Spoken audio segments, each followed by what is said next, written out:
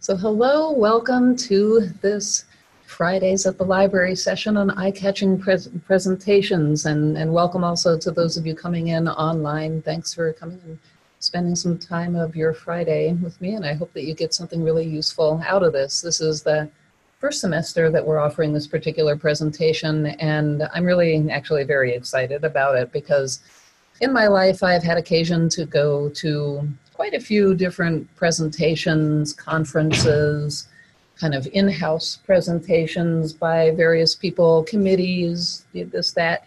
Now, everybody at some point in their life has to look at a screen and see, I'm going to say, a spreadsheet with a bunch of squiggles on it. And by squiggles, I basically mean numbers. Because when you think about it, numbers are just squiggles, right? They're just these marks on a page, and they don't really, they're kind of arbitrary. I mean, the fact that this thing makes a 4 and that thing makes a 2, I mean, there's nothing inherently quantitatively more, about that 4 than about the 2, but and yet we use these symbols, right? And there's maybe a little bit of information that gets conveyed when you have like a 3-digit number as opposed to a 2-digit number. The 3-digit number is a little bit higher, you know, so the fact that you're seeing like more squiggles tells you something. But as soon as you get a decimal point in there, then that goes out the window too, right? It's just how many numbers behind the decimal. It's, you know, it's useless. So what I'm here to show you today are some very simple things that you can do with something like with Excel. I mean, there are other programs that are more expensive and have a learning curve and all of that, you know, that are also very powerful that you can do things with, like Tableau is a big one. And I'll mention that at the end. But there's also quite a few things you can do just within Excel, PowerPoint, some things to really, and some free places to go online to get some images that can, well, I'm not going to be too much on that part of it, but because I'm not too much into the decoration aspect of this so much as the information conveying aspect of this. So basically, whenever you do a presentation, it's like your information is a billboard and your viewer is somebody driving down the highway at 55 miles an hour or more. And they're seeing it, they see it as gone, and they don't have much time usually to absorb the information visually. And yet, people just keep on presenting PowerPoints that have these tables on them, that have spreadsheets, that have numbers, squiggles, you know. And there are ways, though, to make those squiggles and those numbers, you know, those tables, actually convey something quickly. And I mean, the other thing to think about in the context of presentations is that a lot of people do presentations, they're either doing it kind of making a presentation to peers, like at a conference, or they're making a presentation to kind of higher ups that they want to influence, you know, in a business presentation of some kind maybe, or they're making a presentation kind of downward to people who don't have as much knowledge on the subject. Well, really, almost any of these are going to be in some aspect downward, even if they are people in your field. They don't know as much about your topic as you do. So they're having to look at these things quickly. And in the context of an in-person conference, you might have people who are sitting way at the back of the room, in a big room, in a big lecture hall, and you know, I'm sure you've all been there at some point. Like you're looking up at the screen and somebody's got some little, you know, things that you really can't get much out of because you're sitting in the back of the classroom. And, you know, there's a difference between the digital presentation on the left, like I say, squiggles, that 5 and that 3. You know, if you came from Mars, you wouldn't know what that meant.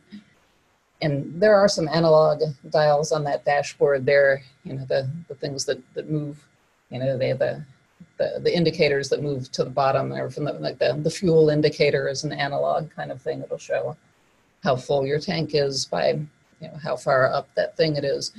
And then, and on the right, you have kind of a pure analog presentation where all you have to give you clues are this thing here and kind of how far along the track it is. And you also have a little bit of a color clue, which is useless if you're red-green colorblind. The thing about that, but there's at least an attempt to have kind of a color scale that in this case, in our culture, green is kind of go, is good, is sort of relaxing, and red is danger, right? Or at least attention. So they're maybe trying to make use of a little bit of the emotional component of that in there. But I mean, there was a time when a lot of cars, they would put the miles per hour, the kilometers per hour up here, and they had to make them really big because your mind has to take that little bit of time to translate from the squiggle into something actually meaningful. And so what we try to avoid in presentations is having to have your reader have to take that time. Better to have information kind of going straight to their visual centers, if you will, you know, the places that are used to processing information. There's a lot of different kind of relationships that we like to show in presentations. You may want to show kind of what the high and low numbers are. You might want to show percentages and proportions a lot of the time and comparisons of percentages and proportions. You might want to show change over time. Those are all kind of things that you often want to show in your quantitative type presentations, the things that will start with your squiggles and numbers and spreadsheets. And they can be shown in things like color scales, bar and pie charts, and then something called spark lines that I didn't even know what that was or that it existed until not terribly long ago at all, I'm embarrassed to say, and then line graphs. And then for qualitative presentations where you might be discussing the results of a whole bunch of in-depth interviews that you did with people, then you might get into things like common thread ideas and themes. And there sometimes, if you're gonna engage the visual, I will discourage people from putting whole tons of words on a screen, you know, interview quotes and stuff like that, to be avoided, I would say. And there's other ways to maybe convey that information a bit that engages the visual a bit more. And it'd be something else again if you were to like play a sound file, a part of the interview, because then there's all this other rich information that you might share with people. But if you're going to be concentrating mostly on the visual, there's better ways to do it than words on a screen. So here's an example. And these examples that I'm taking are all from a group of student presentations that I saw a couple of years ago. The students are all gone now, and you know, but they're undergraduate students, and they all did some pretty interesting research projects of various kinds. I'm a social science and humanities librarian, so most of the examples that I was finding here were from those areas. So that's what you'll see. So this student was doing a study. They were looking at the photographs in newspapers and how they portrayed certain, from the 1960s, how they portrayed certain like civil rights events, you know, marches and speeches and you know, kind of things that made the paper in the 1960s. And they were comparing how the black newspapers covered it, because of course we have newspapers that were separate, and we still do to some extent. There's like, they were looking at the Chicago Defender, which by the way, we have all of digitally online, at least the archival portion of it, quite a lot of it. It was a very prominent black newspaper out of Chicago. And so they were looking at that one and then a bunch of other ones, and then compared to the photographic coverage in mainstream newspaper, your Washington Post, your St. Louis Post-Dispatch, New York Times kind of thing. And they were comparing kind of how the different photographs dealt with what content was shown in the photographs, and they designated these different categories. You know, you can argue with some of the categories maybe, but those are the ones that they chose. And so they were looking at kind of which ones portray what. And then they also were looking at the race of subjects. And this is what they showed up on the screen, right? It was a lot of information, and I would argue a lot of squiggles. Like over here, you can see that those total numbers at a glance are bigger because, hey, they're 3 digits, so okay. But, and these little numbers here, the single digits, are a little bit lower. And it's like, oh, okay, black newspapers. Well, there aren't as many black newspapers, so just a smaller sample. Okay, you know, fine. But as far as really getting much of a grasp of the trends or anything, what they did was they just highlighted certain numbers. And as they went through their presentation, they talked about why these numbers were important. So they did something visually. They did at least do that highlighting. Now, of course, the way they highlighted it, the actual number gets fainter when it's done this way, so that's a little bit of a problem, but you do kind of get a sense of what's important, but your eyes are not really doing any of the work of following along with the student's thinking process and why those numbers are important. So what are some things we can do with this? Here's one thing you can do with it. It's called conditional formatting in Excel. And here you can do a conditional formatting by basically what you do is you highlight this whole row, and then, or actually, let's see, it might have been, you might even be able to do it all at once, really. Yeah, you would, well, no, I think I did it by rows, where you, or perhaps by columns, but you can highlight a certain amount, and then up in one of the parts of Excel, there's this conditional formatting, and you choose a kind of formatting that makes everything shades of the same color. And so now the result, though, of what we have is that you can see right away that in the black newspapers, portraiture is a pretty major kind of picture that they had. And of course, in the presentation, the student talked about why that was, that was often they didn't have the budget to send somebody to the scene, and so they would just print a portrait of the person who gave the speech or what have you. And you can also see very quickly that you can do comparisons sort of up and down the thing. You can see that in the black newspapers, there's a lot less portrayals of this authority interaction, as the student called it, like the police say, squirting a fire hose, using a fire hose on protesters or something like that. That would be one example of an authority interaction. I'm not seeing my mouse on here. Anyway, yeah, I wanted to show some particular cells. So you can get a little bit more of the story by doing it this way. And you can also see under the race of subjects, you can see that there's sort of a reversal, that the black newspapers have got more portrayal of black people, and the white newspapers have comparatively, I mean, it's still, yeah, the white newspapers have got, whoops, I got it, yeah. The mainstream, or I should say the mainstream newspapers will show a lot more whites than blacks in people. In when it says race of subjects, they're talking about the race of the people in the portraits. So that gives you something, and so it's often something that I do if I really want to keep the table in there. And so at this point, you can go ahead and open the file that is on your computer and just give this a try if you've never done conditional formatting before. And let's see which one. I'm going to escape out of this a second, open up that file myself and see which one. I got 3 tabs on there, and one of them is going to be perhaps better than the others to do this on. But yeah, let's see, there's that one. Oh yeah, let's do the international students by school. Over on the left of your spreadsheet there, what you can do now, again, we have a little bit of a visual clue. And there's different ways to do it. You can select just a column, and this is something that you can always try very quickly.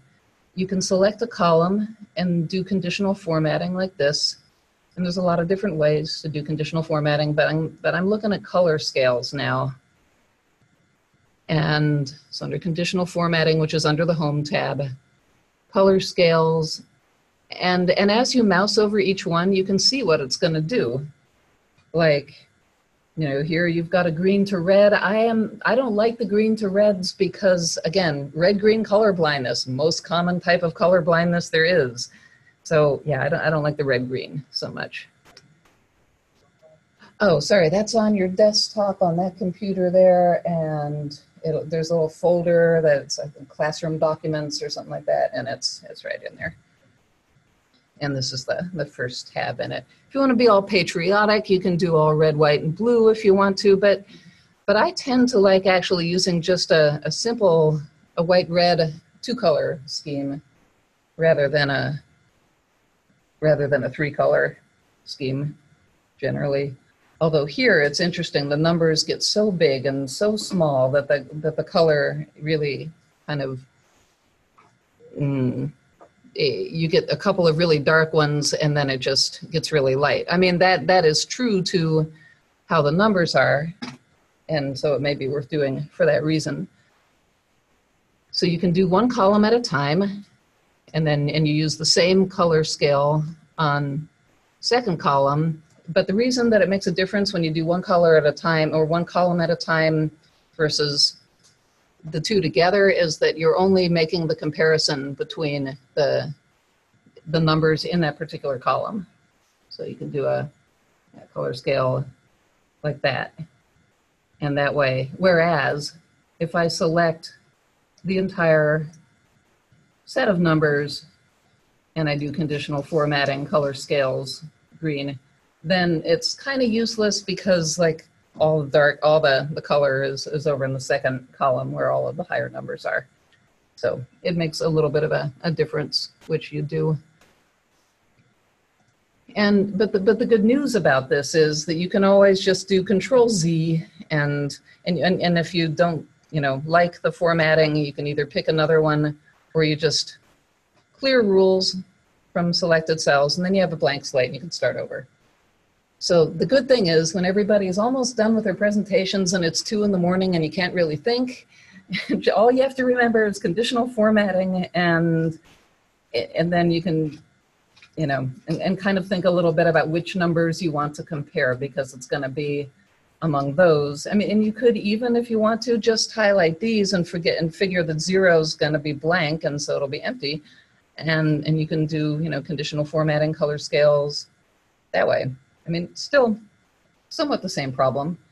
But on the other hand, I mean, notice that when I do this, it does tell a story. It tells me that the vast majority of international students at this institution in that year were in the colleges of arts and science and in engineering, and in everywhere else, like there weren't nearly as many international students. So instantly, and I can see that story now because it's been reinforced.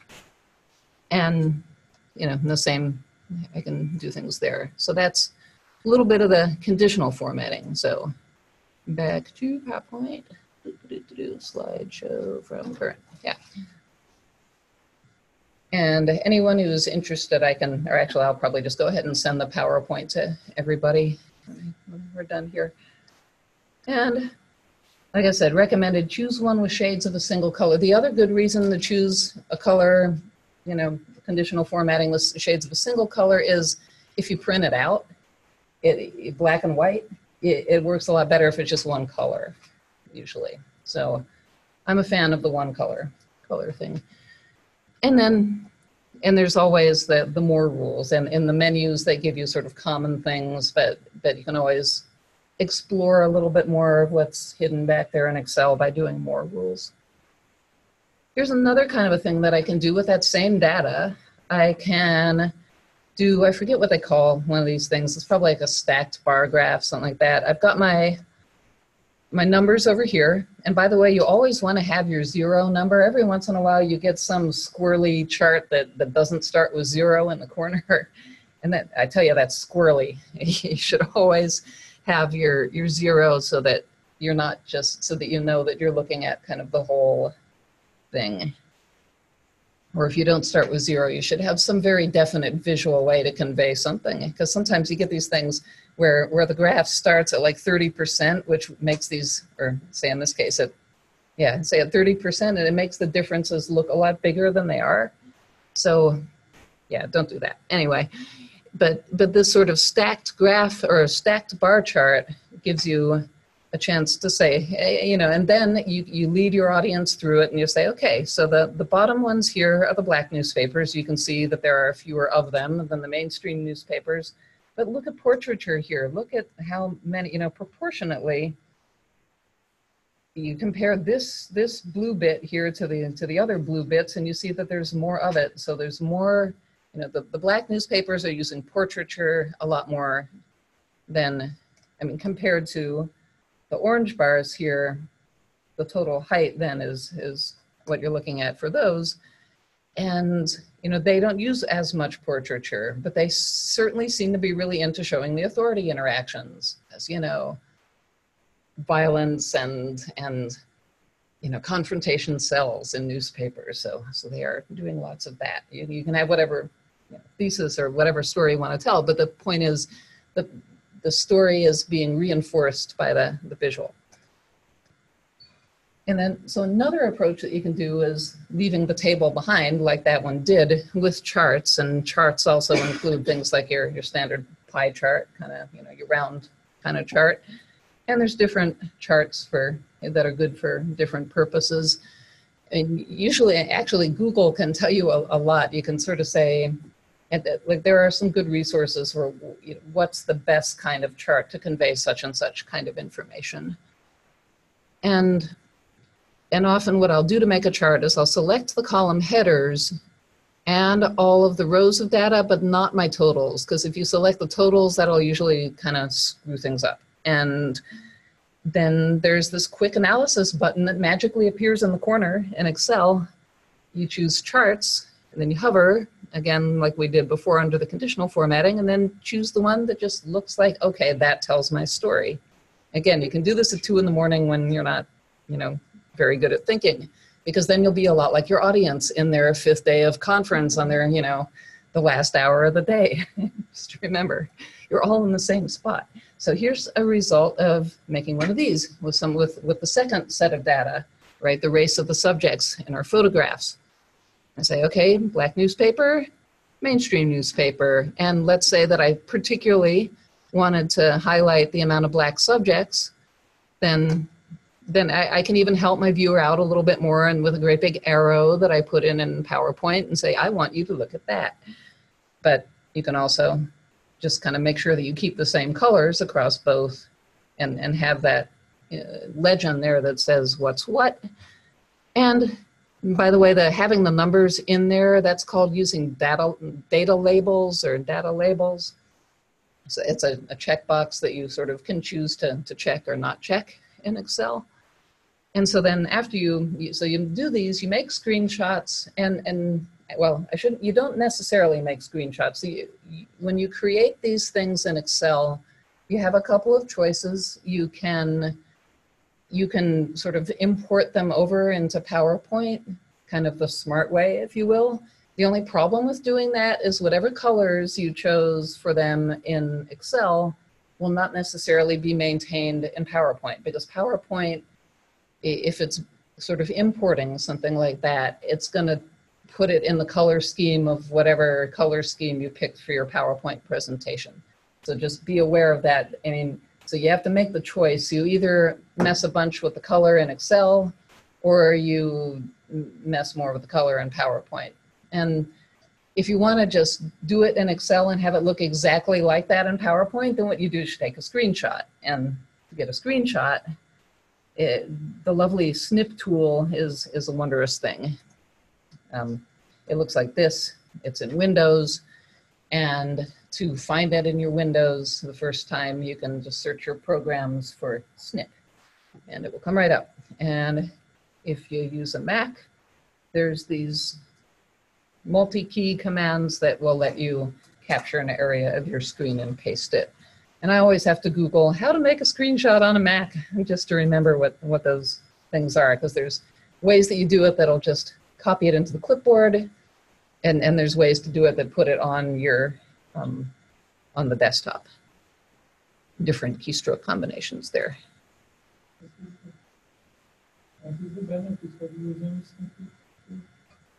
Snip tool, it's just the way to do it if you have a Windows machine. It's just, I find it's easy, and it will let you, let's see if this machine probably has it. I can minimize the screen a second. Oh, whoops, escape. And see, to find snip, I just go search for it in here like this, snipping tool. And it does this, right? It gives me this little thing, and I can go new, and whoops, new, and then I pick like a rectangular snip is usually what I do. And then I just drag my mouse, snip. And at that point, I can either save it or I can copy it. Those are the two main things that I usually do with it. And then once I copy it, I can just paste it into my PowerPoint, and it is snipped. So I find that pretty easy, you know, pretty self-explanatory tool to use. And it is native to any Windows computer. Whereas on a Mac, then you're into the keystroke thing.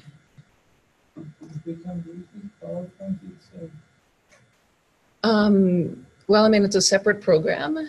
And so it's just the thing that you use to take the screenshot. And you can take a screenshot of anything that's on your screen. I mean, you can take a screenshot of something in a PowerPoint or of something on the web or of something in Excel. And then you can paste it. Like if I go copy like this, oh, do you want to save changes? Oh no, I was closing it. Okay, I cancel. Say I hit copy, and then if I go into my PowerPoint, I could put my mouse right there and hit paste, and it would plop it right in there.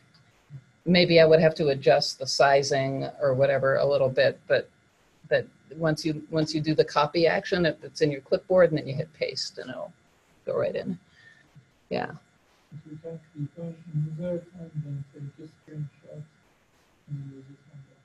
Yeah, you can be in Excel, and we'll do a little bit of the making of those pie charts in Excel in a minute. But once you've made the pie chart in Excel, it'll be there. Then you can snip it, paste it right in. The other thing you can do in PowerPoint, though, if you are in the Insert menu, is you can do this, like Insert. Yeah, oh, well, that's true. Yeah, there's a way to do it in there, too. Yeah, that's actually not. Well, I think with that, I think that just takes the whole window, though. Yeah, they can. Oh, yeah. Well, yeah. Any snapshot of any window that's open. Yeah, I mean, whatever way works. I mean, those are just ways that I've. Yeah, like if I wanted to take a screenshot there. Well, see, it looks like it's just grabbing the window, though. No, it's on a screen. Yeah. Just close it. Yeah. Now I can't seem to get that to go away. Yeah. Yeah, there. It must have pasted it or something. I don't know. But yeah, well, I'm not going to learn how to do that right now. I mean, if that's good for you, and then you know you're able to copy paste, great with that, and terrific. There's always many ways to do things. I mean, I like that snip because it works with a whole bunch of different programs, and I use a whole bunch of different programs that, you know, works for me. Everybody, find ways that work for you, but just the main thing to know is it's different when you take a screenshot of your thing in Excel versus when you sort of import it using the Insert menu in Excel over here. Like where you would, I guess that would be insert a chart is what you would be doing in that case. You'd go looking around for a chart that you already have. But like I say, if I have been messing all the time back in Excel and getting just that right color, I like to take the screenshot rather than using the insert chart, because then it won't mess with your color so much. So what I did with color here, I feel like I like this pie chart best of all because it actually, I was able to get that black background here, and I also added a couple of little graphics, and I'll show you where I found those in a minute, to sort of visually indicate, you know, a little bit bigger graphic here, a smaller graphic there, talking about the race of the subjects. And even it sort of subtly gets the point that my mainstream newspaper is really, for a certain time period, you could kind of consider it a white newspaper because they were really sort of undercovering some of the things that, I mean, the reason the black newspapers exist is because they will cover stuff that a lot of the mainstream ones don't. And so the sort of mainstream blending into the white of the background of the page is sort of a subtle visual cue in its own way. But, so let's see, back to slideshow, and notice here that I'm doing a little bit differently with the percentages. I still have my data labels, but now they're on the outside of the circle instead of on the inside. You know, it's a different style, and see what that looks like. And then as far as getting the different black and white colors on those icons, I did that in that simple little program called Paint. I didn't even go into any kind of a serious program to do that and to change the color on something. I use the little icon here with the paint bucket. But that's not a major thing, but Anyway, let's see. Let's actually break out to the spreadsheet again and get some pie charts. And I think there, let's see. Yeah, let's look at the graduation rate one. And here, this is what I mean by don't get totals. Well, okay, I don't have any totals in there. I'm just gonna grab this. And notice how this little thing comes up in the corner. Quick analysis tool. That's what I mean by that popping up in the corner. See, I'm not going up to a menu. I am just selecting those numbers. And it looks like there's also a shortcut I can use if I want to. I can do a Control Q to get this quick analysis thing. I click on that, and it's giving me some of these things, but maybe I want to do a chart, and maybe I want to try a pie chart. But I look at that and I'm like, you know, maybe I don't want to do a pie chart because, yeah, I don't know. I'm looking at data over time, and this is an example of, you know, you do the thing, you look at it, and then you're like, no, backspace, I'm going to do something else instead. Now there was, I'm trying to think if there was another one that had, actually, well, they say it's probably good for pie charts. You don't want to get more than 5 or 6 at most different sections of pie charts, because otherwise they get to be perhaps a little bit of a pain. So actually, I'm gonna leave pie charts for now. Go back in there. Yeah, right. And so here we have another finding that another student was talking about in their paper. They were talking about schools closing and population dropping over time. And again, bunch of chart, bunch of squiggles. You can see these numbers are maybe lower than those because it's one fewer digit, but it doesn't tell you a whole lot just looking at it. Here's something that I did to it. I made these spark lines at the end of them. That is called a spark line, and it allows you to visually see. And this is where you say, okay, people in the back, I know you can't read all these numbers, but the thing to pay attention to is this trend line over here. Look, it's just going down, and it's leveling out a little bit at the end. Okay, that's what I would do if I were in a presentation, and if I wanted to really show all the numbers still. Just make a spark line. And then another way to do it is, again, with the single color scale. I had to do a little bit more work on this, and that I think I had to change the color of the numbers in here to make them white so that you could read them when they were on a dark background. So there's that. And then another option with that data is to do a bar chart. And here you do get that downward trend. The only problem is you've got a couple of years here that are only 5 years apart when all these other ones are 10 years apart. And that introduces a certain a distortion. So what I did instead was use a scatter chart. Scatter charts are good when both variables are numerical like that. You've got, you know, the numbers, and then you've got the years, and both of them are exact numbers that mean something. You don't have categories, they're both numbers. So scatter charts are good for that with data labels.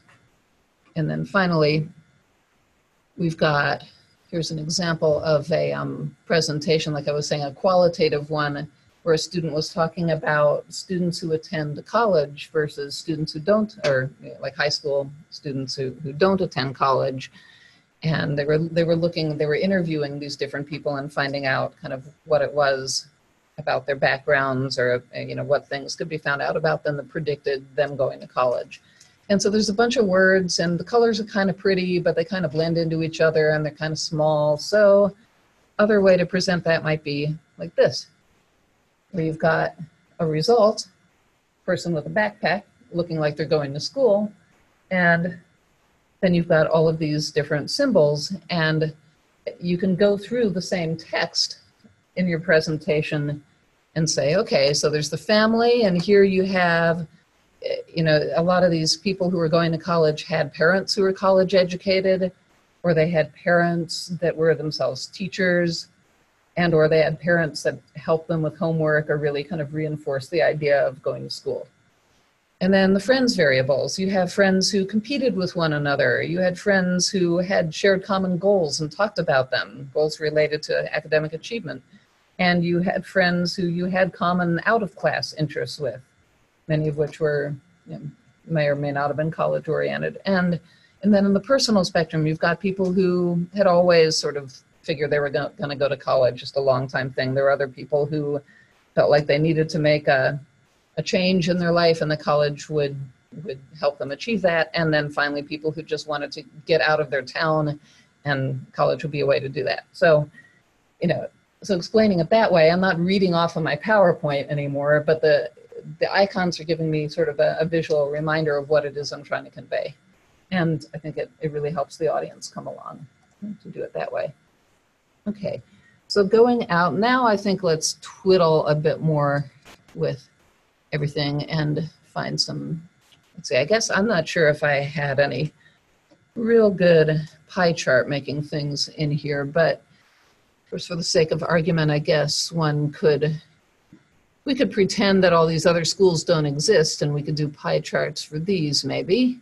So like if I did like that, and I wanted to make a pie chart with those variables, and go like that, and go to charts, pie.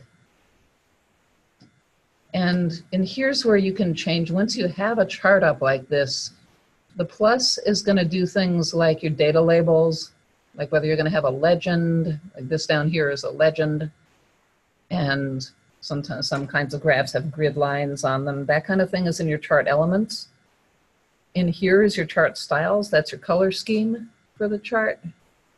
And then in there is the chart filters, like what data points and names are visible. So I encourage you to, you know, take the data that's in there. You can make some selections, you can do some things, and just remember that this is all very quick and easy to do at the last minute. And just as long as you know that, oh, and by the way, up here you can, under design, you can see a whole bunch of these different chart styles. You know, things to bear in mind are how much, you know, whether you want it to be printed out or not. And like this one is a chart type. Ooh, it looks atrocious in terms of the data labels, but it's a good two-color kind of thing if you want that. And you can see that there are some, if you're looking to make a photocopy, the monochromatic schemes again are good to use. So you can pick a monochromatic scheme, and then you can make sure that you got your data label. See, here's the checkbox, very easy. Yay, now I have numbers. If I want numbers. Maybe I don't want legend, but no, I probably do. Or maybe I can have my legend, but maybe I don't want it on the bottom. Maybe I want it on the right. That looks like a good spot for a legend. And all of that is in the chart elements. So once you've made a chart, you can pick all these things and very easily, quickly change between them. And then once you have that chart, you can make your screenshot, or you can do a copy operation from here and drop it into your PowerPoint or into your Word document or what have you.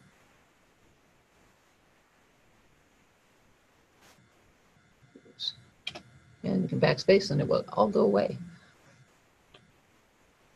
And then looking at this one, I mean, this one doesn't tell you much of any story. It's again got a bunch of squiggles. How do we make it tell a story? Well, see what happens if we get some color going.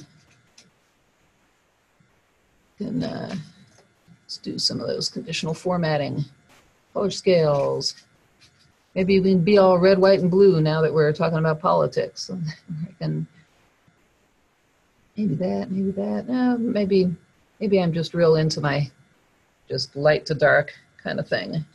I do that. So now I look at this and all of a sudden it's maybe telling me more of a story. So here I'm looking at an election, a date, a district. These are all different districts, different parts of Missouri. And there's a special election, and then there's this margin that's talking about, yeah, how margin of victory, right? And so I could do another color scale in here, and maybe because this one has negative numbers, maybe I want to have the 3-color kind of thing and do a color scale. Well, I don't know, still not in love with it. Maybe I do that. Maybe make it a different color. Maybe I do that. I don't know. Sure, I'll pick that one. So here it becomes really obvious that we're talking about a really big margin of victory for this Democrat in this special election in that particular district. And the other thing that I can do is I can leave, if I don't care too much about all of this right now, and what I really care about is this stuff over here, the margin differential between the margin of victory in the special election versus the 2016 presidential election, then maybe I get all the color off of this. Or maybe I have one slide where there's color on this because I want to draw the viewer's eye to that, and then I just make another copy of the chart. Okay, so I'm going to go over here and, whoops, Conditional Formatting, clear rules. So I might leave that all blank and only look at these. And this one's maybe particularly a good one because often we have this convention of red as Republican and blue as Democratic. And so, you know, I think, and I think the student was assigning, well, yeah, I'm trying to, so an 18% margin differential, yeah, I guess versus what the margin was before. So you've got these margins of victory like this, these margins of victory like that, and so most of these with the positive numbers, yeah, actually I don't like the 3-color scheme there because it gets too mixed up with that Democrat-Republican thing, so I think I would do a color scale, possibly a different color. I might do more rules and just do a 2-color scale and go with, you know, some other color.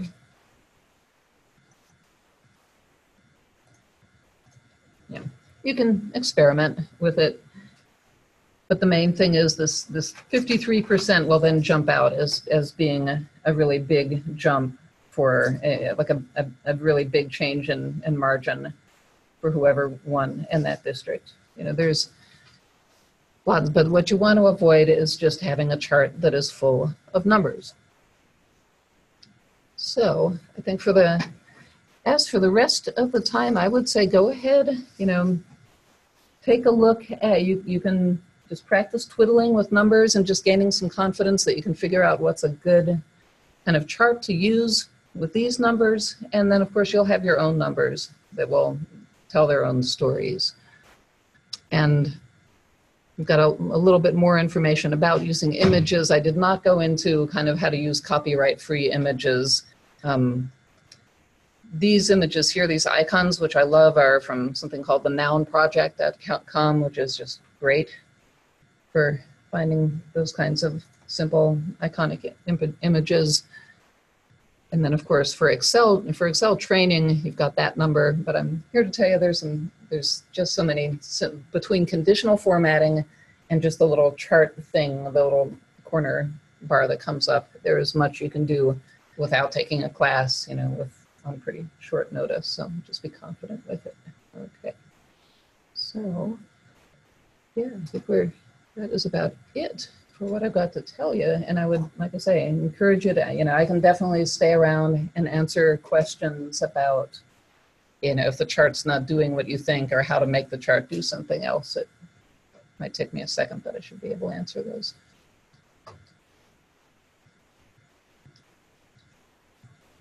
You're welcome.